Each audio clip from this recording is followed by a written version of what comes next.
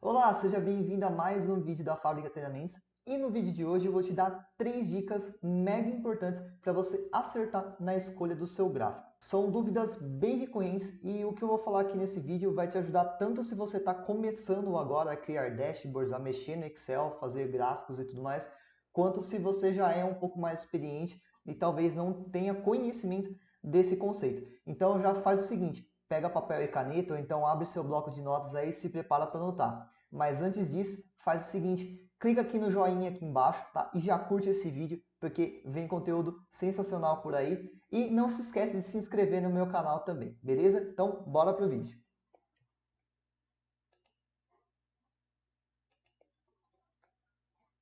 Bom, a primeira dica para você acertar na escolha do seu gráfico é do seguinte, você tem que ter em mente que todo gráfico ele tem duas funções. Ou ele vai contar uma história dos seus dados, ou ele vai responder uma pergunta. Então, antes de você até pensar no tipo do gráfico, você tem que pensar em qual história você quer contar, ou então em qual pergunta você quer responder. E a partir disso, você imagina algum gráfico na sua cabeça. Os alunos da Fábrica Treinamentos têm uma metodologia e a primeira coisa que eu ensino para todo mundo é do seguinte, se você não consegue fazer seu gráfico num papel, desenhando mesmo a lápis, à mão, você não vai conseguir fazer no Excel, vai ser muito difícil. Então, tenta desenhar, essa é uma mega dica, tá? Nem estava aqui nesse script que eu montei, isso aí veio agora. Tenta desenhar o seu gráfico e ver se esse gráfico responde a pergunta que você quer responder com ele ou então se conta a história que você quer contar para ele, beleza? Essa é a primeira dica.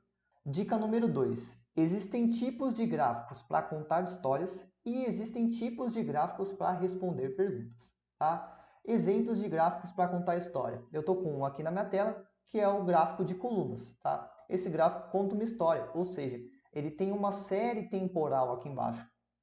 Outros exemplos de gráficos para contar a história são gráficos de linhas, gráficos de barras, gráficos de área, aqueles candlesticks, sabe, de bolsa de valores, também são gráficos para contar uma história. Tá? Resumindo, todo gráfico que conta uma história, ele tem em algum dos eixos, tá? E aí depende de como você vai montar o seu gráfico, uma série de datas, né? Vai ter mês, trimestre, ano, dia, semana, o que você quiser colocar para ele conseguir contar uma história durante um período que você definir, beleza?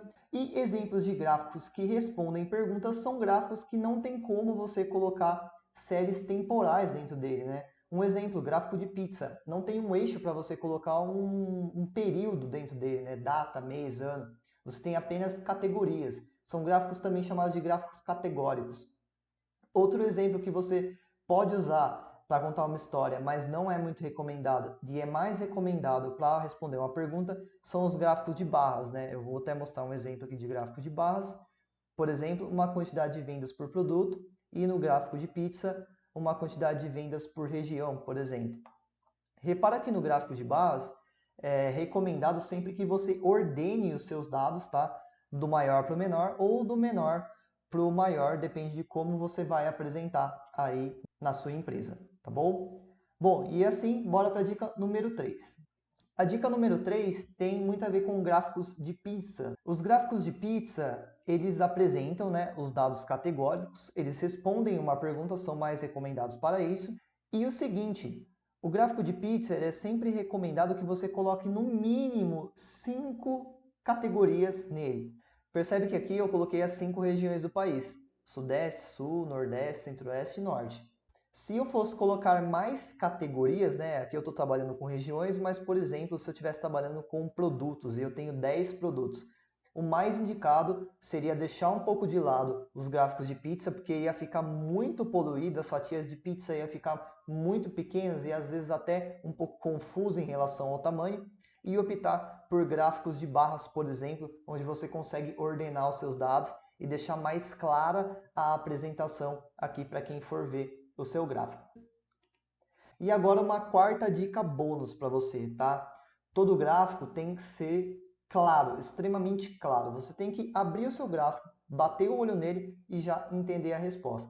E isso você pode conseguir com a ordenação do gráfico, você pode ordenar por valor, pode ordenar por produto. Tá? E se o seu gráfico não tiver muito claro e você tiver que usar aquelas tabelas de dados, né? Deixa eu até mostrar para você o que é isso que eu estou falando, né? As tabelas de dados são isso daqui, ó. Eu vou colocar no meu gráfico de colunas aqui, tabela de dados, tá? Se você tiver que usar isso aqui no seu gráfico, tenta dar uma repensada. Pensa se o jeito que você montou o gráfico é o mais indicado.